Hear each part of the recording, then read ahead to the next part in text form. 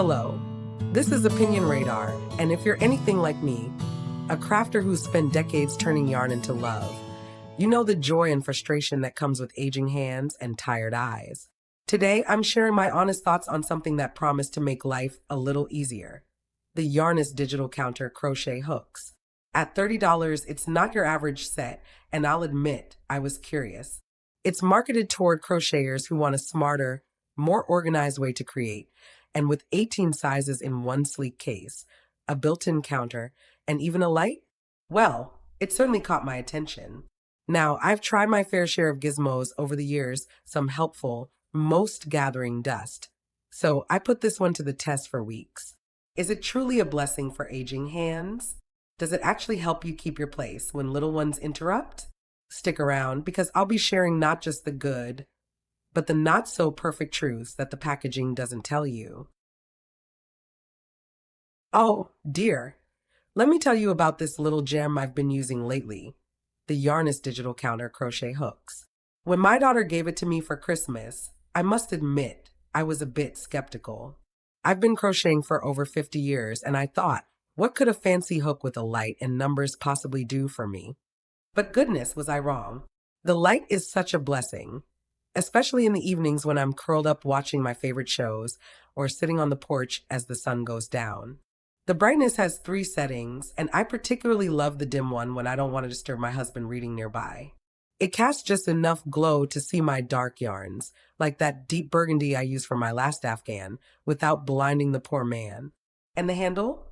Light as a feather and shaped just right for these old hands. No aching wrist, no bulky grip to fight with. It's been a real game changer for my crocheting comfort.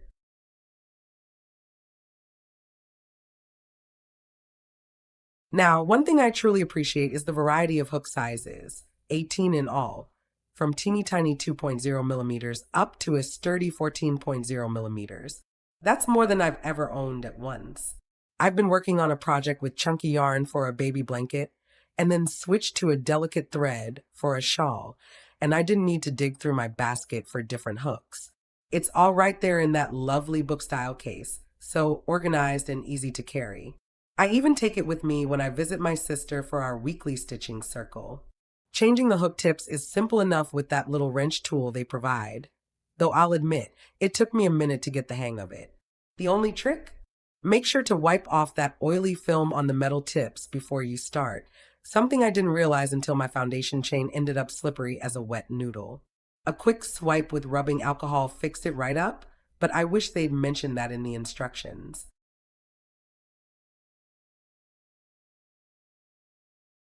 The digital counter is something I use more than I thought I would. At my age, I'll be honest, counting rows can be a chore and my glasses only help so much. This little screen actually keeps track for me.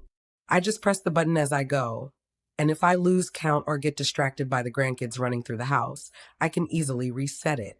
It's not perfect, sometimes I tap it twice by accident, but overall, it's been a helpful companion. And I love that you can remove the digital part and swap in a plain handle if you just want a traditional feel. It's like getting 2 tools in one. That flexibility means I can use it for everything from intricate doilies to thick winter scarves without feeling like I'm fighting my tools.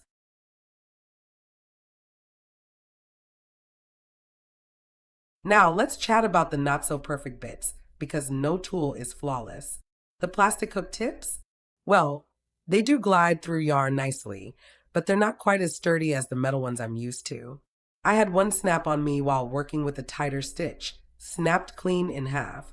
And while they're changeable, replacements aren't exactly easy to find.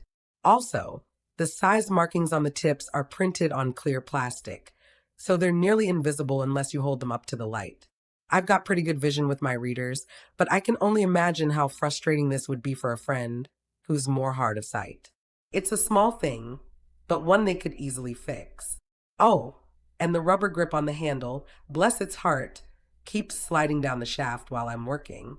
I finally fixed it with a dab of glue, but really, it shouldn't have come to that.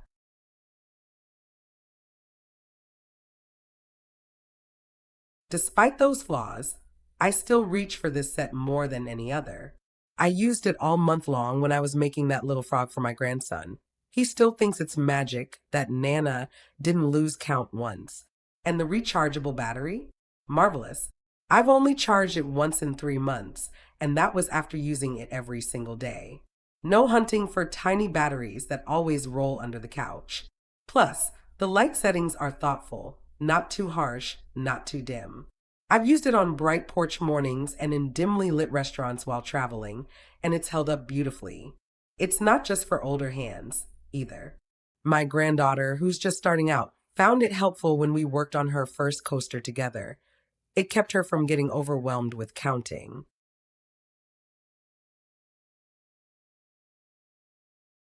All in all, I'd say this set is a wonderful investment, especially at $30. It's not without its quirks, but for the price, the range of sizes, the helpful light, and that clever counter, it's worth it.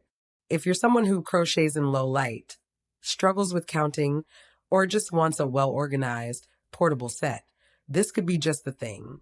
Just keep an eye on those plastic tips, clean them before use, and maybe keep some glue on hand for the grip. But don't let the little flaws scare you off. It's brought me real joy and made my favorite hobby even more enjoyable. And at my age, when simple pleasures mean the most, that's saying something.